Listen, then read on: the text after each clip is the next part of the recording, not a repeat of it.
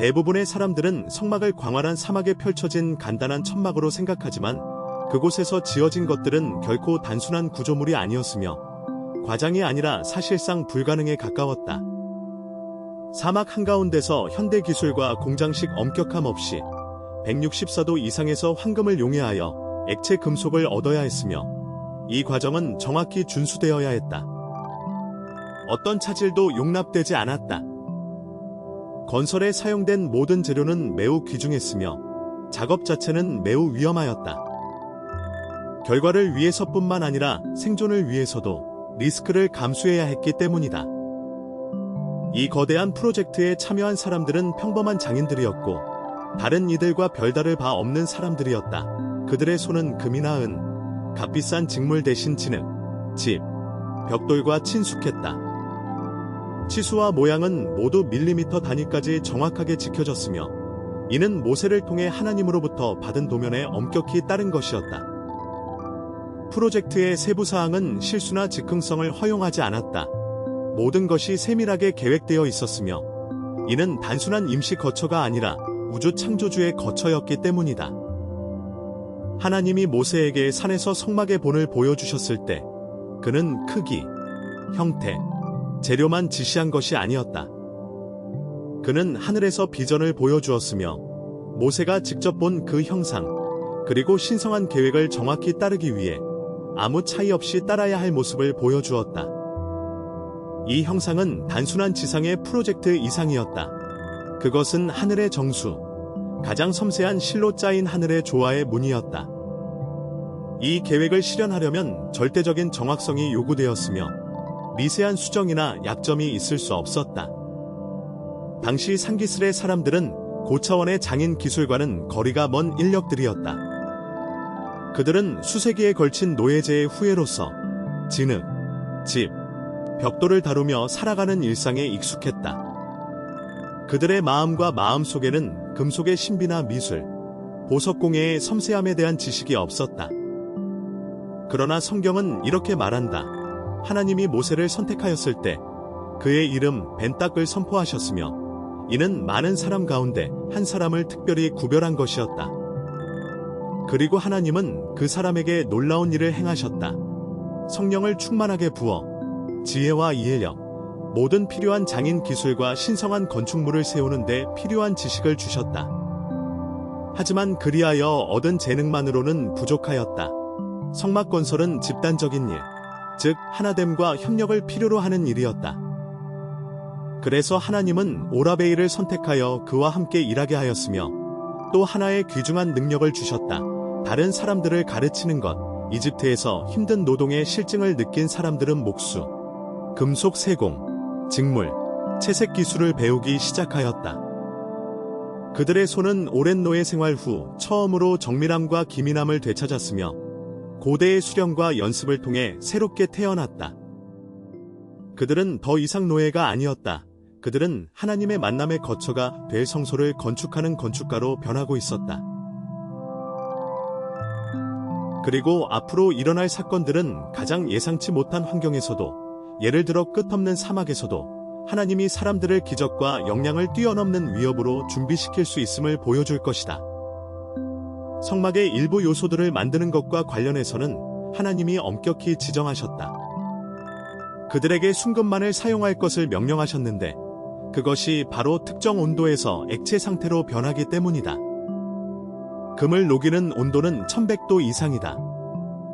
숯도 없고 복잡한 화로나 적합한 연료도 없는 사막에서 어떻게 그렇게 높은 온도에 도달했을까? 답은 현대 장비와 기술에 있지 않다. 과거, 수세기 전의 이야기이다. 이집트에서 400년 동안 살면서 유대인들은 벽돌을 굽는 것뿐만 아니라 금속 가공, 도자기 제작, 건축과 같은 선진 기술들을 목격하게 되었다.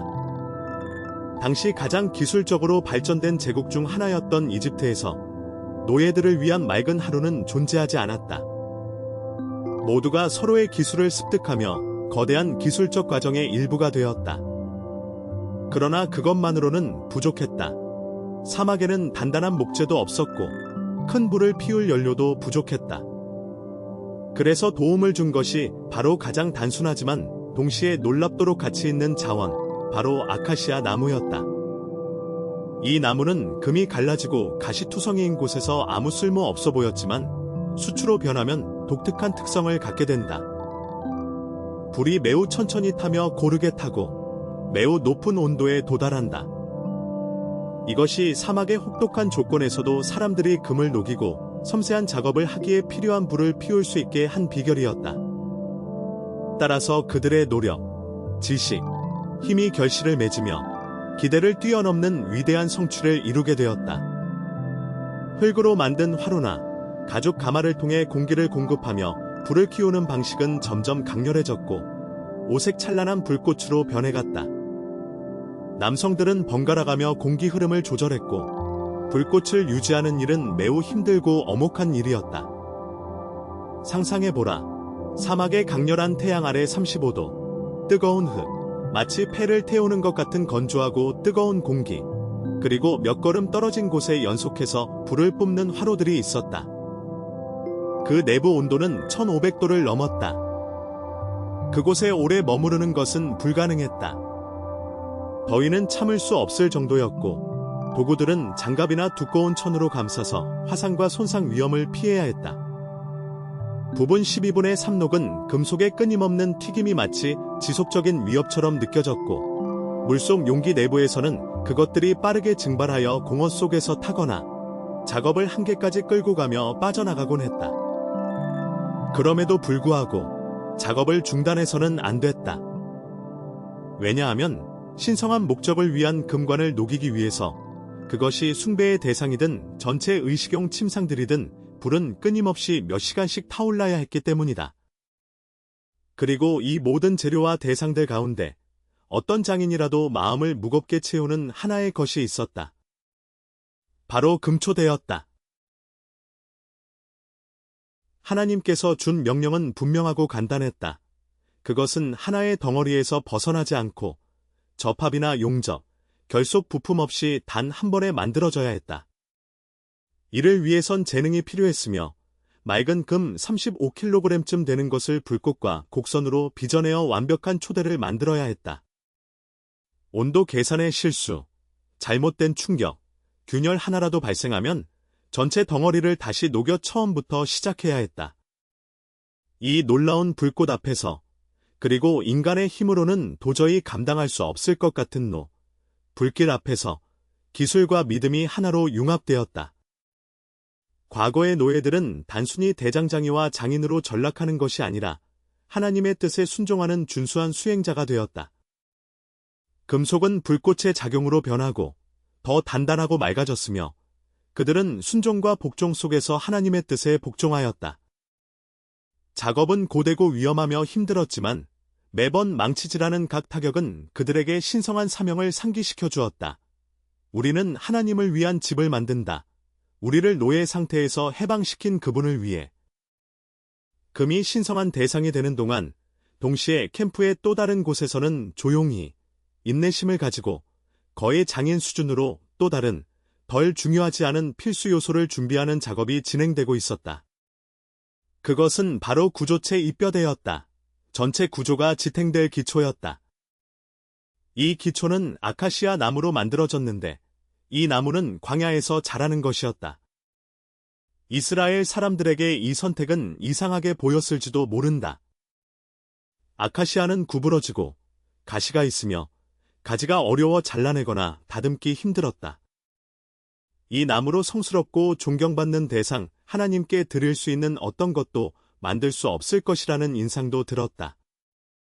그저 거칠고 가시가 돋친, 어색하게 보이는 나무였기 때문이다. 그러나 전혀 그렇지 않았다. 바로 그런 나무를 하나님께서 요청하신 것이었다. 썩지 않고, 시간에 의해 줄어들지 않으며, 해충에 의해 갉아먹히지 않고, 극심한 날씨와 모래 폭풍, 더위도 견딜 수 있는 목재가 필요했다. 또한 돌과 유사한 강도와 내구성을 갖춘 목재, 즉 매우 견고하고 오래 견딜 수 있어야 했으며 그곳에서도 살아남을 수 있어야 했다. 그곳은 바로 광야였고 그렇기에 장장 40년의 고난이 표준처럼 받아들여졌던 곳이었다. 과정은 매우 어목했다.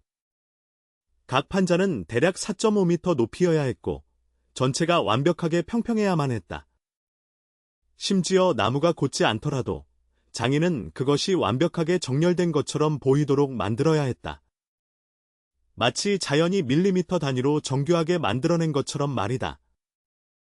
각 판자는 명확하고 정확한 치수를 가져야 했으며 어떤 오차도 허용되지 않고 측정의 타협이 없어야 했다. 과거의 노예들이 목수와 벽돌리를 익혔던 손으로 이제는 원시적인 톱과 끌을 다뤘다. 그들은 거칠고 울퉁불퉁한 통나무를 매끄럽고 고든 판자로 바꾸었다. 이는 거의 예술에 가까운 작업이었지만 동시에 매우 육체적으로 힘들고 어려운 일이었다. 그들은 인내심과 정성을 가지고 각 판자를 쳤고 끊임없이 다듬었으며 정화하고 형성했다. 거친 목재에서 튀어나오는 두꺼운 조각과 가시로 인해 이미 구지멍이 들거나 거칠어졌던 손이 가끔씩 다쳤다. 이 작업을 끝내는데 적어도 며칠이 걸렸다. 하나의 판자가 완성되면 곧바로 다음 판작업에 들어갔다. 그 이유는 길이, 너비, 형태가 정확히 일치하는 48개의 동일한 부품을 만들어야 했기 때문이다. 바로 여기서 이 이야기의 가장 놀라운 부분이 숨겨져 있었다. 하나님의 성전을 짓기 위해서 만들어진 요철판이 완성되어 표면을 깨끗한 금으로 입히고 난 후 그 표면은 겉으로 보기에도 진정한 사치와 신성함을 지니는 듯한 효과를 냈다. 처음에는 굽은 모양이고 거칠었던 이 목판들은 장인의 솜씨와 끊임없는 노력 덕분에 원래 모습과는 전혀 다른 훨씬 더 귀중하고 아름다운 것으로 변모했다. 겉보기에는 단순해 보이던 것이 이제는 신의 집의 일부가 될 성스러운 보물로 태어났다. 이전에 흔히 간과되던 평범한 건축물이 이제는 영적인 가치를 상징하는 중요한 상징물이 되었다. 가장 놀라운 점은 겉으로 보기에는 흔한 건축물일 뿐인 것이 결국 신성한 존재의 근본이자 상징이 되었다는 것이다.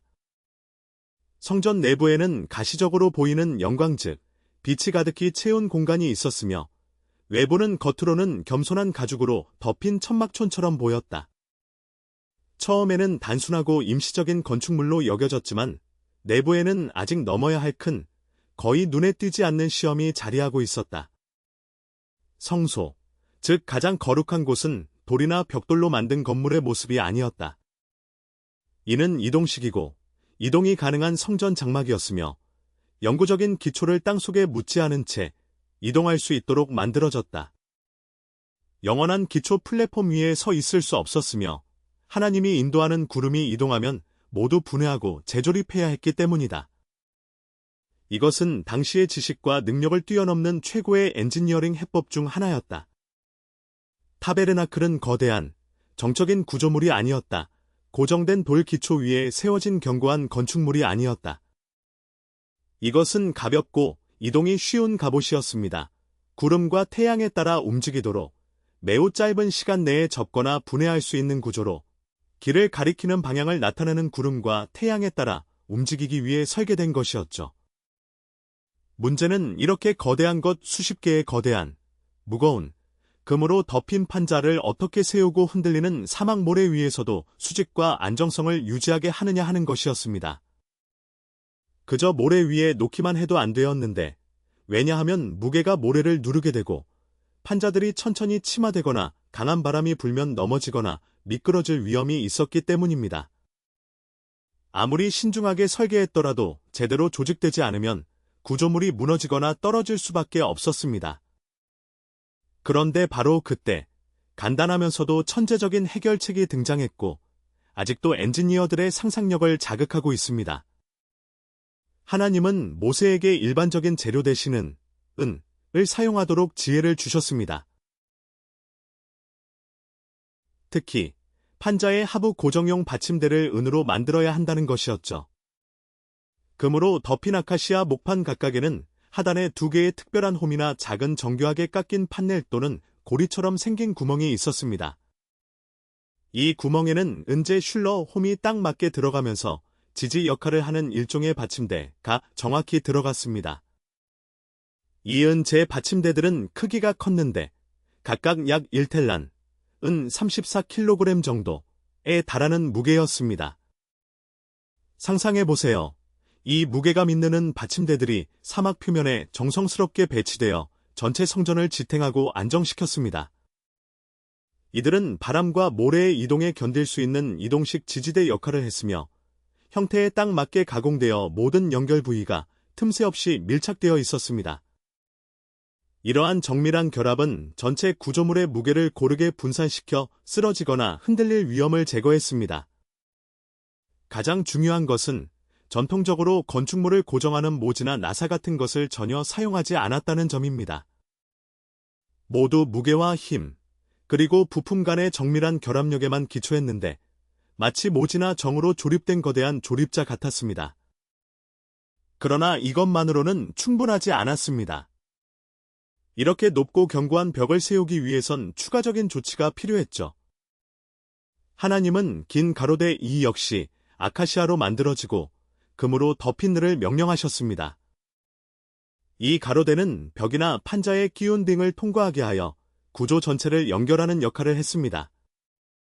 이 긴 막대들은 양쪽 벽을 묶듯이 구조의 측면을 연결했으며 개별 요소들이 하나의 단단하고 견고한 조각품처럼 결합되도록 했습니다.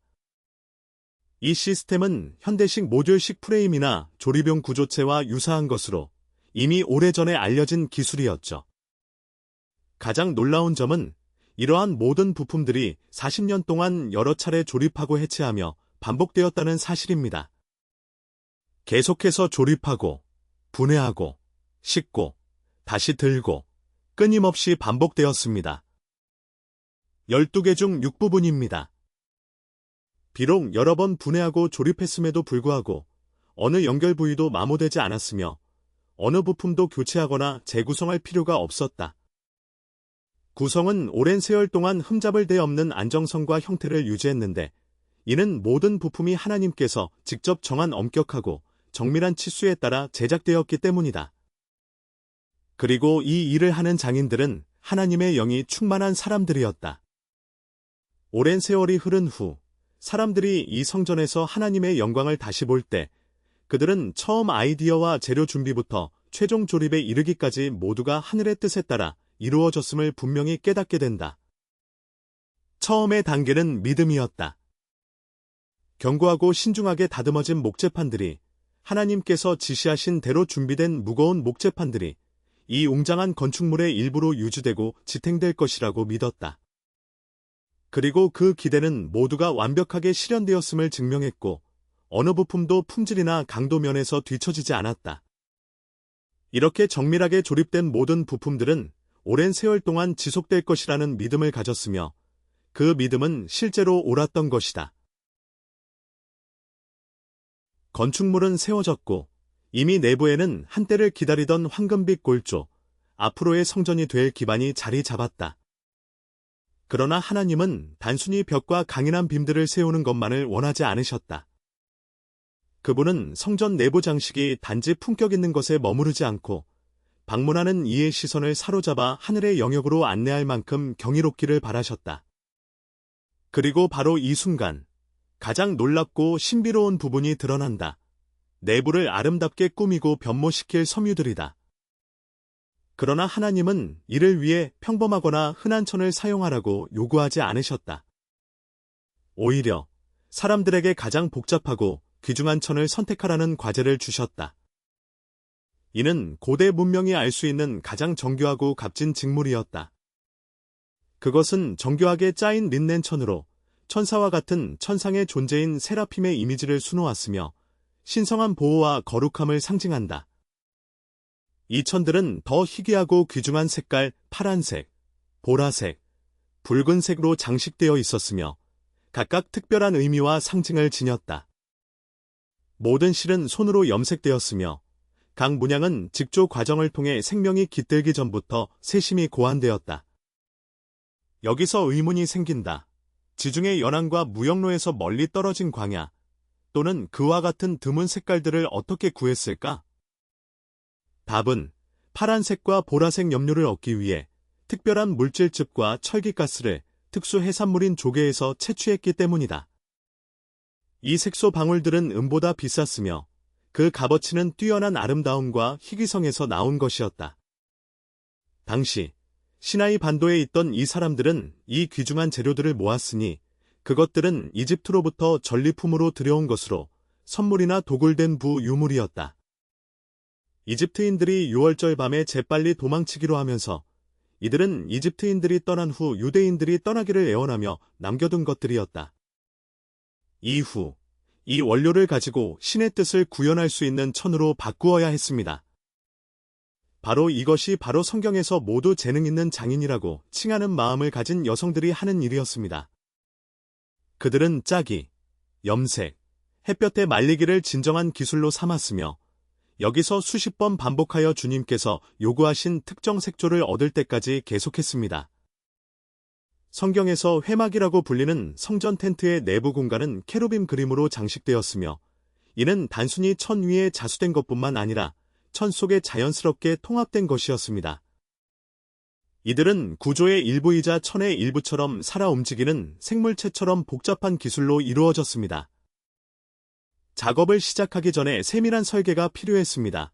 각 실을 계수하고 어디서 어떤 색이 시작하거나 끝나야 하는지 계획한 뒤 일종의 그림이 그려진 카드놀이를 하듯 미래의 모습이 천의 일부가 되기 전에 예측되었습니다. 계산상의 실수는 케루빔이 비뚤어지거나 왜곡되거나 크기와 모양이 잘못 반복되는 결과를 초래할 수 있었습니다. 이는 사막에 있던 여성들이 교제나 도면 견본 없이도 자신들의 막사 안에서 진정한 장인 정신을 만들어냈음을 의미하며 이는 왕의 천처럼 신의 임재를 상징하는 천에 천사 이미지를 새겼습니다. 결론은 겉보기에는 텐트가 간단하게 보였고 가죽을 팽팽하게 당기거나 탄탄하게 고정시킨 모습이라 평범하고 볼품없어 보였지만 내부에서는 진정한 기적이 일어났습니다. 입구에 들어서면 마치 하늘 궁전 안에 있는 것 같은 느낌이 들었습니다. 머리 위에는 수놓은 케루빔이 솟아있고 태양빛과 등잔불의 빛이 반사되어 독특하고도 잊을 수 없는 분위기를 조성했습니다. 천들이 눈부시게 빛나며 이는 마치 통치자와 왕들을 위해 만들어진 듯한 광위를 발했습니다. 그 내부엔 숨겨진 성스러움이 간단한 천 뒤에 자리했고 영원한 것들은 잠시일 뿐이었습니다. 그리고 여성들이 천을 준비하는 동안 또 하나의 중요한 요소, 즉 제사장들의 의복이 이미 형태를 갖추어야 했습니다. 이 의복은 단순한 방어복이 아니라 신의 임재 속에서 생존의 도구이자 성스러움과 영적 힘의 상징이었습니다. 대제사장의 수놓은 옷은 성경의 설명에 따라 단순한 의례복이 아니라 진정한 영적 방패처럼 보였습니다. 출애굽기 38장에는 모든 바느질과 주름, 무늬가 상세하게 기록되어 있습니다. 이 의복들은 상징적인 것이 아니라 영혼과 육체를 보호하는 도구로서 성스러움과 일상 사이에 효과적인 장벽 역할을 했습니다. 이 의복들은 장인 정신뿐만 아니라 영적 상징에 대한 깊은 이해를 요구했으며 각 디테일은 성스러운 의미를 지니고 있어 영적 순수함과 힘을 강화하는 역할을 했습니다. 하나님의 임재에 들어가서 가장 성스러운 곳에 들어간다는 것은 단순한 종교적 행위가 아니었다. 이는 생명을 걸고 위험과 싸우는 큰 위험이 따르는 일이었다. 그러한 행위는 절대적인 정확성과 집중력이 필요했으며 단 한 번의 실수, 잘못된 계산, 미처 놓친 세부사항, 우연한 누락도 즉시 제사장의 생명을 위협할 수 있었다. 이처럼 성스러운 옷을 입고 이 사실을 항상 의식하며 살아간다는 것이 어떠했을지 상상해보라. 이 의복에서 가장 눈에 띄는 요소는 흉갑 또는 게페르타쉐트였으며 이는 심장 바로 위에 12개의 살아있는 보석으로 장식되어 있었다. 그것은 중요한 장식품처럼 보였지만 본질적으로는 책임의 상징과 영적 안전의 상징이었다. 이 흉갑은 특별히 접어서 강화한 정사각형 천으로 만들어졌으며 그 안에 12개의 귀중한 돌들이 박혀 있었다. 이 돌들은 단순한 장식이나 미적 요소가 아니었다. 각각의 돌은 정성스럽게 다듬어지고 광택이 나게 연마되었으며 매우 중요한 점은 정밀한 조각과 깔끔한 마감으로 새겨졌다는 것이다. 각 돌에는 이스라엘 지파 이름이 새겨져 있었다. 고대에는 이러한 섬세한 작업을 위해 복잡한 공구 이수공 드릴, 연마용 가루, 뛰어난 장인정신이 필요했으며 이 모든 것이 가장 힘든 환경인 광야에서 이루어졌기 때문에 종종 필요한 재료를 찾기 어렵고 정확성을 유지하는 것이 매우 어려운 일이었다. 흉갑에는 순금으로 만든 고리들이 부착되어 있었다. 이 고리들은 흉갑을 옷의 다른 부분과 연결하는 역할을 하였다. 이 흉갑과 고리의 무게는 실질적이었으며 몸 전체가 그 무게를 느꼈다. 마치 전체 이스라엘 국민의 운명과 영적 상태를 책임지고 있는 것과 같았다. 육체적 무게는 그저 일부에 지나지 않으며 상징적 의미로서의 책임이 더 컸다. 이 모든 것은 성소에 들어갈 때 종사하는 자가 온 민족과 그들의 영적 상태, 운명을 어깨에 짊어지고 간다는 의미였다. 이와 함께 청색옷도 중요한 역할을 했다. 이 옷은 가장자리에 작은 용기들이 매달려 있었으며 이는 그레니츠, 석류를 연상시키고 금종들이 달려 있었다. 이 종들의 소리는 제사장의 생명활동을 상징하는 일종의 지표 역할을 했다. 출애굽기 28장에는 분명히 기록되어 있다. 종소리가 들리면 그가 성소에 들어갔음을 알리기 위해서여, 죽음을 피하기 위해서라는 구절이다. 이 종들은 사실상 사역자의 생명을 기록하는 기록기였다. 이 종이 울릴 때마다 백성들은 그가 살아있고 움직이며 하나님의 임재가 그를 삼킨 것이 아님을 확인할 수 있었다. 종소리의 울림은 그의 안전을 확증하는 수단이었고 침묵은 바로 죽음을 의미했다. 성경에는 명확히 기록되어 있지 않지만 많은 고대 학자들은 제사장의 허리 둘레에 가늘고 견고한 끈이나 사슬이 묶여 있었다고 믿는다. 만약 그가 의식을 잃거나 성소 안에서 사망했을 경우 다시 들어가지 않고 밖으로 끌어내기 위해서였다. 이것은 중요한 예방조치의 일환으로 종교인의 생명에 위협이 되는 상황에서는 내부에 방치하지 않는 것이 가능한 극단적인 조치였으며 누구도 그가 죽었다는 사실을 알지 못하게 하는 것이었습니다. 제사장은 이마에 매끈한 표면의 금판을 착용했는데 그 위에는 모세가 손으로 새긴 여호와께 성별된 것이라는 말이 새겨져 있었습니다. 이는 단순한 장식이 아니었으며 오히려 상기와 경고의 의미를 갖고 있었습니다.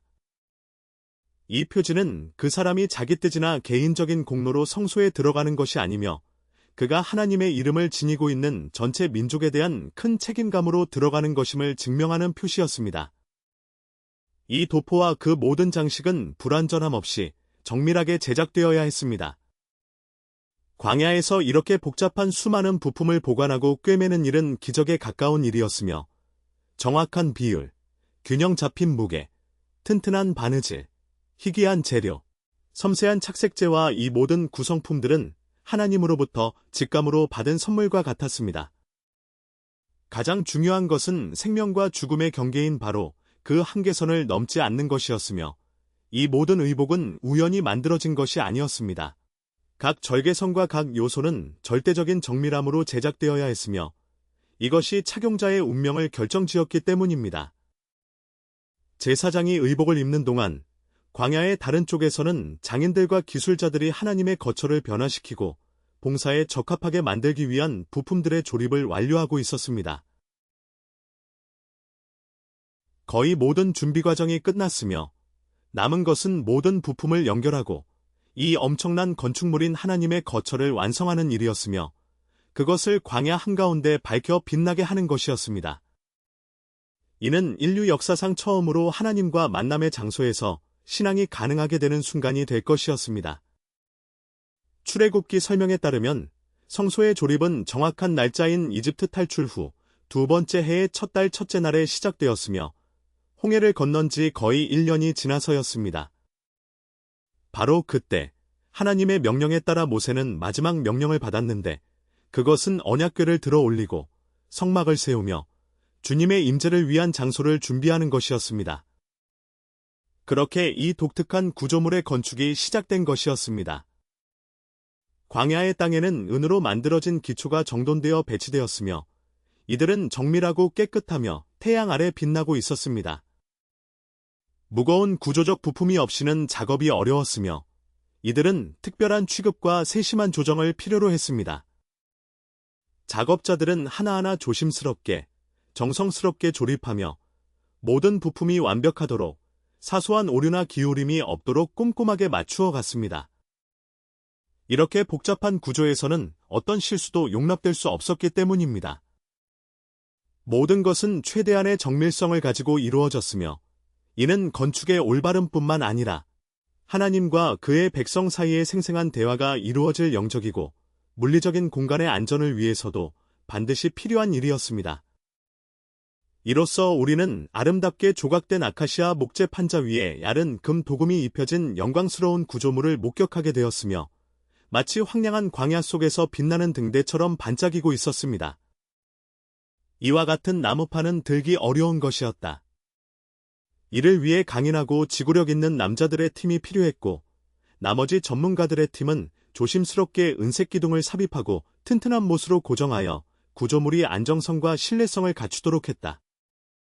이 사막 한가운데에 우뚝 선 이 성전은 마치 성스러운 것을 광야의 광기로부터 구분하는 금빛 벽처럼 보였으며, 모래 속에서 반짝이는 금색 골격처럼 꺾일 수 없고 위험 있게 솟아 있었다. 그 내부에는 긴 가로목들이 금속링으로 연결되어 뼈대 역할을 했고, 그 위에 부드럽게 천이 씌워졌다. 가장 신성한 층은 먼저 깔렸는데, 섬세한 공예가들의 손으로 수놓은 하루빛이 바로 그것으로 천사들을 묘사하여 순수와 신의 축복을 상징하였다. 그 위로 염소 모직을 펴고, 이후 강렬한 붉은색으로 염색된 가죽들을 덧대어 구조물의 상징적 아름다움과 보호를 부여하였다. 맨 마지막으로 이 모든 것을 덮는 외부층은 견고하고 뜨거운 태양과 갑작스러운 폭풍에 저항할 수 있도록 만들어졌다. 외부에서는 단순한 텐트처럼 보이기도 했지만, 내부에서는 천국을 떠올리게 하는 평화롭고 빛나는 장면이 연출되었다. 내부 공간은 세심하게 설계되었는데, 그 가운데 성스러운 언약궤가 놓여 있었다. 이는 중요한 종교적 유물들을 보관하는 신성한 보관소였다. 그 위에는 일명 에이로맨이 안치되어 있었는데, 이는 하나님의 현존을 상징하는 은혜의 장소였다. 그 앞에는 빛나는 성스러운 공간과 가장 거룩한 곳을 구분하는 장식을 한 장막이 걸려 있었다. 여기에는 제물의 빵을 놓는 제단이 있는데, 그것은 바로 12지파를 상징하는 갓 구운 12개의 빵이 놓여 있었다. 7 촛불이 타오르는 등불은 정교하게 만들어진 금제 받침대를 밝히고 있었다. 중앙에는 향을 피우는 제단이 있었는데, 이 향기들은 하늘로 향해 올라가며 하나님께 향하는 향이었다. 이 냄새들은 하나님에게 보여주기 위해, 그리고 은혜를 구하기 위해 사용되었다. 외부 마당에는 희생 제물을 위한 청동 제단과 정화와 영적 충전을 위한 목욕탕이 마련되어 있었다. 모든 것이 준비되어 있었고, 성전은 완성되었으며, 모든 세부 사항이 제자리에 놓여 있었다. 그러나 하나의 질문, 가장 근본적인 질문은 남아 있었다. 하나님이 이 성스러운 것을 받아들이실까? 아니면 아니실까? 군중들은 주변에 모여 건축이 마무리되는 것을 지켜보았다. 사막에는 고요함이 내려앉았고, 바람마저 잠잠한 것 같았다. 모세, 즉 메시아이자 예언자는 모든 요소를 꼼꼼히 살핀 후 텐트 밖으로 나와 산꼭대기에서 받은 하나님의 계시에 따라 모두 정확히 이루어졌음을 확인하고 나서 한 가지 기적이 일어났다. 성소 위로 부드럽게 농밀하고 구름처럼 짙은 연기가 내려앉기 시작했고, 그것이 텐트 내부를 채우기 시작하였다. 점점 더 짙어지고 무거워지며 모든 틈새와 공간을 가득 채우자, 심지어 불이 타는 덤불을 받던 모세조차도 그 앞을 더 이상 지나갈 수 없게 되었다. 같은 모세는 하나님과 얼굴을 맞대고 이야기했던 사람이다.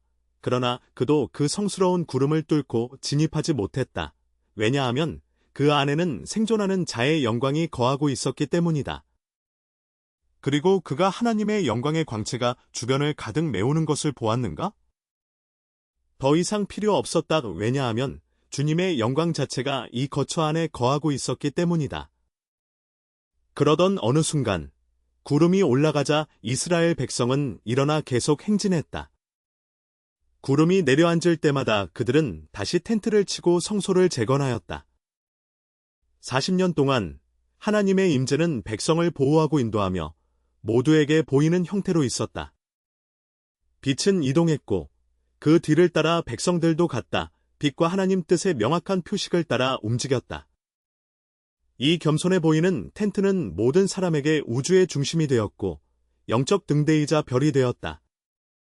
40년 동안 수없이 텐트를 짓고 해체하며 옮기고 재건하는 일이 반복되었다. 그들의 여정은 구름이 다시 하늘로 올라갈 때 시작되어 다시 내려앉아 제자리를 찾을 때 끝났다. 이렇게 이 이동식 성전은 백성의 심장, 그들의 삶에 하나님의 임재를 증거하는 가장 중요한 영적 표징이 되었다. 어디에 있든 이 어두운 텐트가 있던 곳은 곧 하나님이 거하는 곳으로 여겨졌으며 그 곳이 바로 인도와 희망의 근원이었다. 이 역사를 관통하는 교사의 실은 하나의 중요하고 놀라운 차이를 보여준다. 이 성전, 이 텐트는 결코 하나님이 머무는 영구적인 집이 아니었다. 그것은 일시적이고 움직일 수 있는 구조물로 나그네와 순례자를 위한 임시 거처로 만들어졌으며 본질적으로 백성과 함께 긴 여행을 하는 동안 그들을 안내하는 목적이었다. 이스라엘이 약속의 땅에 도달했을 때 성소는 실로에 옮겨졌고 수세기 동안 그곳에 머물렀다. 그러나 그때 새 문제가 발생했다. 돌집이 세워지고 발전하는 가운데도 하나님 자신은 여전히 이동식 텐트에 머물러 있었다. 이 사실은 그들을 무관심하게 하지 않았다. 다윗 왕과 일부 초대 왕들은 명확히 그리워했고 말하기를 나는 레바논 목재로 만든 집에 살고 있는데 하나님의 언약궤는 천과 천막에 있다고 했다. 이 열정적인 지도자인 다윗은 하나님을 위해 진정한 성전을 짓기로 결심했다. 영원한 영광과 찬양의 상징이 될 위대한 건축물. 하나님은 말씀하셨다. 아니라 그 약속은 내 아들에게 넘겨질 것이다. 이 대답은 지금 세워지고 있는 구조물이 단지 시작일 뿐이며 궁극적인 목표는 아니라는 점을 강조했다. 가장 중요한 것은 탑바레크 비록 일시적이고 이동할 수 있는 성소이지만 그것이 단순한 임시 성소 이상을 상징한다는 것이다. 광야를 방황하는 동안 만든 각 판자, 천, 치수는 훗날 건립될 솔로몬 성전을 향한 웅장한 건축을 암시한다. 중요한 것은 탑바레크가 이동 가능하여 언제 어디서든 옮기고 세울 수 있었다는 점이며 이는 하나님이 백성 가운데 임시로 머무르실 수 있게 하기 위한 일시적 피난처 역할을 했다는 의미이다. 그러나 영원한 꿈은 지속적이고 정지된 성전을 만드는 것에 있었다. 이 성전은 신성한 현존과 시간 속의 영속성을 상징하게 될 것이었다.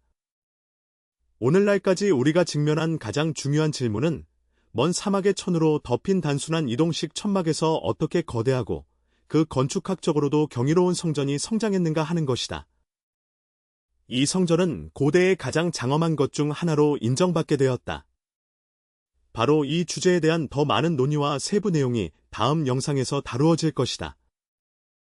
이는 하나님이 계획한 것의 발전 과정을 보여주는 이야기로 소박한 이동식 성소인 테베르는 나중에 영구적이고 웅장한 성스러운 장소로 성장하게 된 것이다. 일시적인 건축물에서 믿음과 영적 힘의 영원한 상징으로 변모하는 과정이었다. 임시 피난처에 채워졌던 유물과 세부 사항들은 미래의 영광을 상기시키는 역할을 했으며 그 영광은 성전 건설을 통해 역사에 뿌리내리게 될 것이었다. 이 과정은 건축 기술의 발전뿐만 아니라 그 신성을 숭배하는 사람들의 영적 태도 역시 반영한다. 때로는 즉각적인 결정이나 원래 있던 재료로 만든 테베르의 이동이 어떻게 해서 고대 세계의 기적이라 불릴 만한 웅장한 건축물의 전조가 되었는지 이해하기 어렵다. 이 여정의 여러 단계와 극복 과정은 소박한 이동식 성소가 금과 대리석, 뛰어난 예술 작품으로 꾸며진 성전으로 변모하는 역사를 특별히 값지게 만든다. 이는 인간이 영원성을 향해 나아가며 일시적이고 이동 가능한 구조물에서 불변하고 영구적인 구조물로의 전환을 보여주며 하나님이 인간을 위해 계획한 의미가 얼마나 깊고 중요한지 보여준다. 지금은 건축적 세부 사항과 크기가 단순한 디테일로 보일지 모르지만 그 의미는 영적이고 역사적인 변화 맥락 속에서 특별한 의미를 얻는다. 이 변모의 역사는 신앙과 꿈, 그리고 신성한 약속이 어떻게 우리의 기대를 뛰어넘는 현실로 실현될 수 있는지 상기시킨다. 천막과 성전 사이의 연결고리인 희망과 영원의 상징은 오늘날까지도 이어지고 있다.